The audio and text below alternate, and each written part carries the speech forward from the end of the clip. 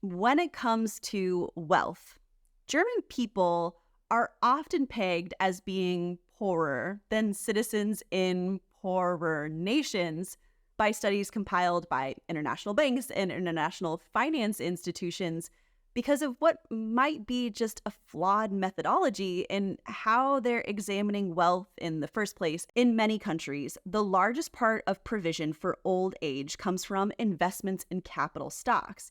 If there's a pay as you go pension system, like Social Security in the United States or the state pension in the UK, it's merely a basic income to avoid old people becoming totally destitute. You cannot have a comfortable existence off of it, and you really have to invest in capital assets so that you actually have something to spend in your old age. But in contrast, here in Germany, the pension system actually pays out a decent amount if you had a long working life. But the expectation of that pension is not reckoned as personal wealth in statistics compiled by banks. These entitlements cannot be sold or used as security for a loan, so they're really of no interest to financial institutions.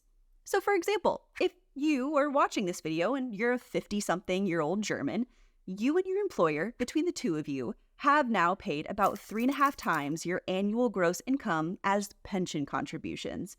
If that were counted as a capital asset, you'd be reckoned as moderately wealthy. But as this is a payment into a pay-as-you-go pension system, it's really not counted as a capital asset. Your pension will be merely an income when it will be paid out. So under a capital stock-based pension system like a Roth IRA in the United States, you would be rich on paper. Under the German system, you're poor on paper, even with a comparable income in old age. Banks don't really like pay-as-you-go pension systems because they're too efficient. They merely collect money and pay it out, leaving no opportunity for financial institutions to have people's capital to invest and get their cut.